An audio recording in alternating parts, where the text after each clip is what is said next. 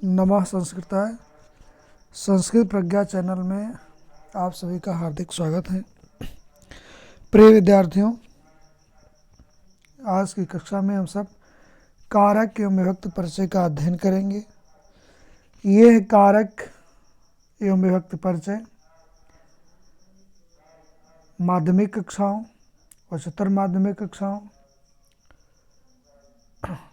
तथा स्नातक की कक्षाओं, यूपी, टीजीटी, पीजीटी एवं अन्य प्रतियोगिता परीक्षाओं के लिए अत्यंत महत्वपूर्ण है।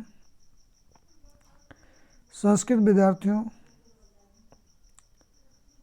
ये कारक प्रकरण आपकी यूपी बोर्ड की कक्षा 10 में भी निर्धारित है। तो आइए आज हम चौथे चैप्टर में कारक एवं विभक्त परिचय का अध्ययन करेंगे।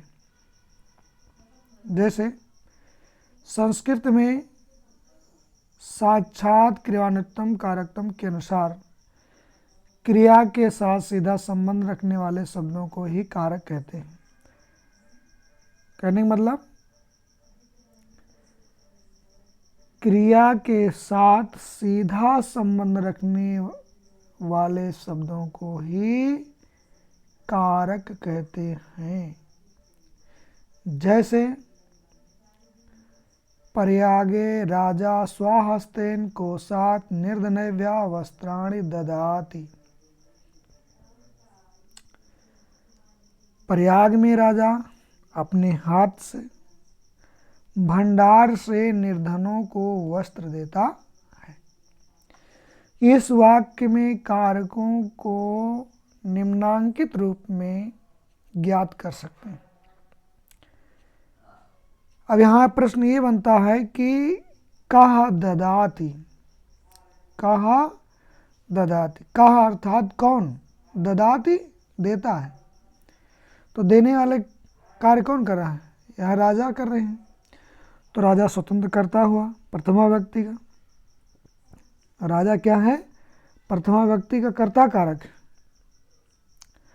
और किम ददाति अर्थात क्या देता है? राजा जो वस्त्र दे रहा है ये तो वस्त्राणि वस्त्रों को, कर्म वस्त्र हो गए। और केन ददाति किससे देता है? तृतीय व्यक्ति। केन ददाति किससे देता है? तो हस्तेन हाथ से।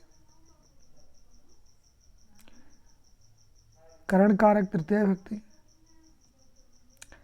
कस्मात् ददाति किससे देता है? कहाँ से देता है? कस्मात् पंचमी व्यक्ति।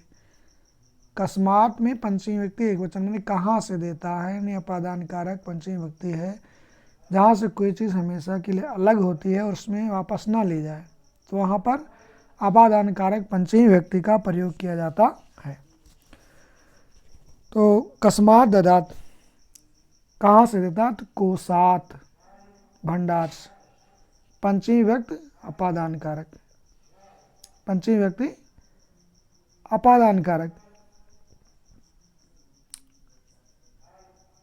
कुत्र ददाति कहाँ देता है? तो पर्यागे। पर्याग में सप्तमी व्यक्ति है अधिकरण कारक। आधार क्या है? सप्तमी व्यक्ति। यानी राजा जो वस्त्र दे रहा है निर्धनों को, तो कहाँ दे रहा है? पर्याग में दे रहा है। तो इस वाक्य में राजा आदि पदों का क्रिया के साथ संबंध है, अतः ये कारक। संस्कृत में संबंध पद तथा संबोधन पद कारक नहीं माने जाते हैं, अर्थात कारकों की संख्या 6 ही गिनी जाती है। संबंध कारक तथा संबोधन पद, इनकी गणना हम नहीं करते। होते तो हैं लेकिन इनकी हम गणना नहीं करते हैं, इसको गिनती में लेते हैं संबंध कारक और संबोधन को, क्योंकि जो संबोधन है वो प्रथमा का ही स्वरूप होता है।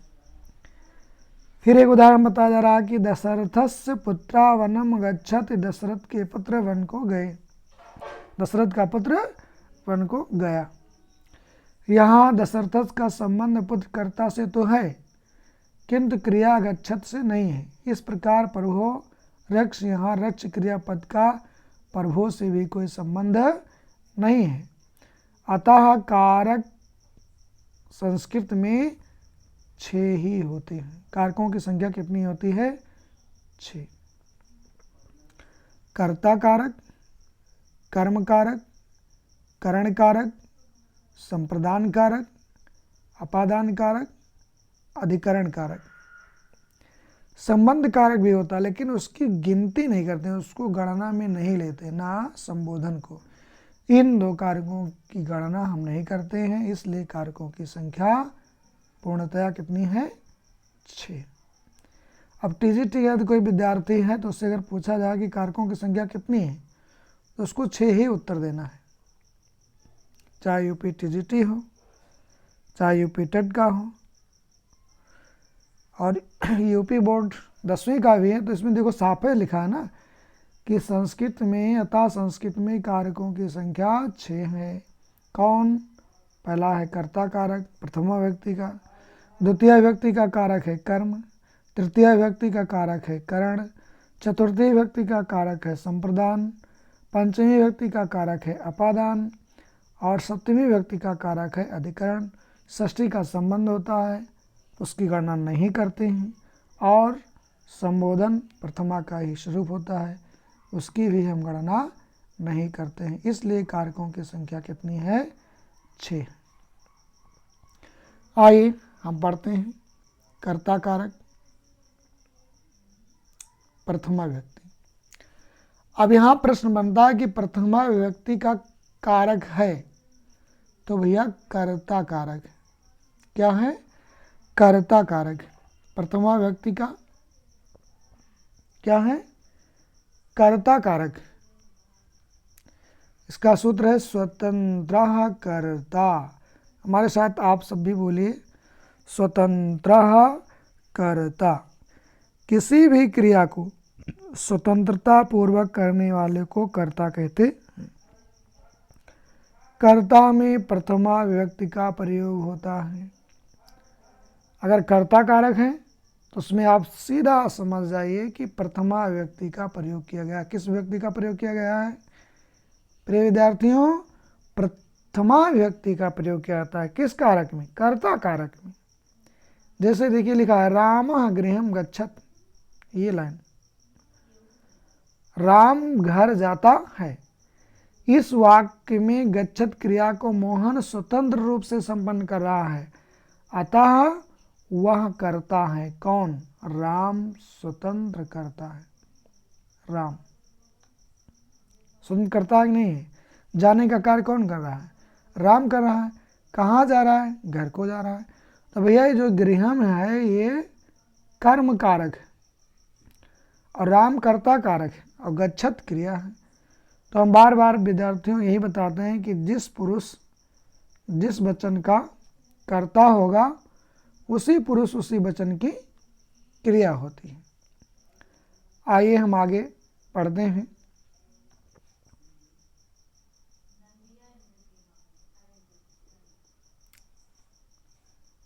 देख लेते हैं कर्म कारक द्वितीय विभक्ति। कर्म कारक क्या है? ये द्वितीय विभक्ति का कारक, उसका नाम है कर्म। क्या नाम है? कर्म। द्वितीय विभक्ति का कारक का क्या नाम है? कर्म। सूत्र है कर्तु इप्सितमं कर्म कर्मण द्वितीया। कहने का मतलब कर्मणि द्वितीया, यानी कर्म में द्वितीया होती है। कर्मणि, कर्मणि द्वितीया, कर्म में द्वितीया विभक्ति होती है। कर्तु, कर्ता जिसको इप्सितमं चाहता है वो क्या है? कर्म। जिस शब्द पर क्रिया के व्यापार का फल पड़ता है उसे कर्म कारक कहते हैं। जैसे अहम रामम पश्याम, ध्यान दीजिएगा इस पर। अहम रामम पश्याम, मैं राम को देखता हूँ। ठीक, तो अहम क्या है? उत्तम पुरुष, एक वचन का करता है अहम, अर्थात मैं। और रामम राम को, कर्म कारक द्वितीय व्यक्ति। पश्यामि देखता हूँ, मैं राम को देखता हूँ। अहम, अहम उत्तम पुरुष का कर्ता है, इसलिए क्रिया भी दृष्ट धातु का लट लकार प्रथम पुरुष एक वचन की क्रिया है पश्याम, मैं राम को देखता हूँ। इस वाक्य में देखने का व्यापार का फल राम पर पड़ रहा है, अतः रामम में कर्म कारक द्वितीय विभक्ति है। कर्म कारक का चिन्ह क्या होता है? को। अब देखिए को छिपा है ना, मैं राम को देखता हूँ नहीं राम, तो हम रामम पश्याम, रामम में द्वितीय व्यक्ति है, और द्वितीय व्यक्ति का चिन्ह क्या होता है भैया? को होता है। क्या होता है? को होता है। द्वितीय व्यक्ति का चिन्ह कोई बोले तो को, और कारक कर्म होता है। किंतु यहाँ कभी कभी अनुक्त छिपा विरध से रामा पुस्तकम पठति, राम पुस्तक पढ़ता है, ये राम पुस्तक, राम क्या कर रहा है? पुस्तक पढ़ता। ध्यान देखो अनुक्त करता छिपा है कि नहीं छिपा है? ये राम पुस्तक को पढ़ता है, त्याग को छिपा है नहीं छिपा है? छिपा है। तो कर्तवाच्य के, कर्तवाच्य के, कर्तवाच्य के कर्म कारक में द्वितीय व्यक्ति होती है, हमेशा ध्यान रखिए। क्या होता है? द्वितीय व्यक्ति होती है। क्या होता है? द्वितीय व्यक्ति होती है। जैसे रामः ग्रंथा पठत, राम ग्रंथ पढ़ता है। किंतु कर्मवाच्य के कर्म कारक में प्रथमा व्यक्ति होती है। जैसे रामेण ग्रंथा पठ्यते, राम के द्वारा ग्रंथ पढ़ा जाता है। राम के द्वारा क्या किया जाता है? ग्रंथ को पढ़ा जाता है। अब इस उदाहरण को समझ लीजिए। राम क्या है?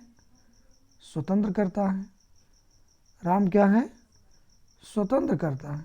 तो इसलिए ये रामा प्रथमा व्यक्ति में चला गया। किसको पढ़ता है? पुस्तक को पढ़ता है। पुस्तकम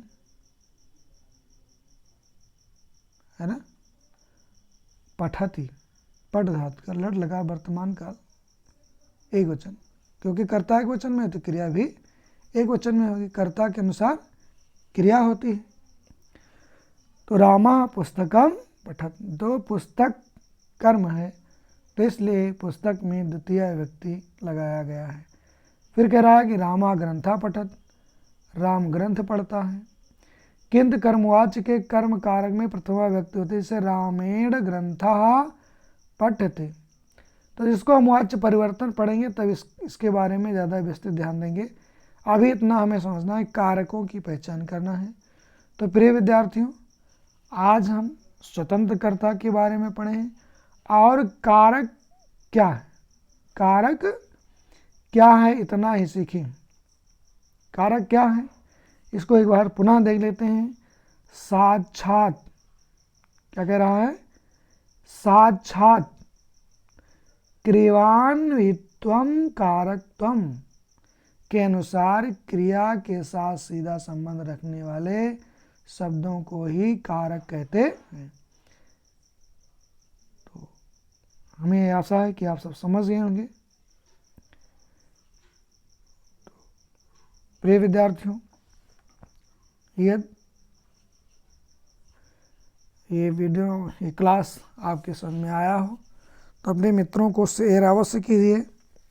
जो मुझसे बन रहा है मैं आपको दे रहा हूँ।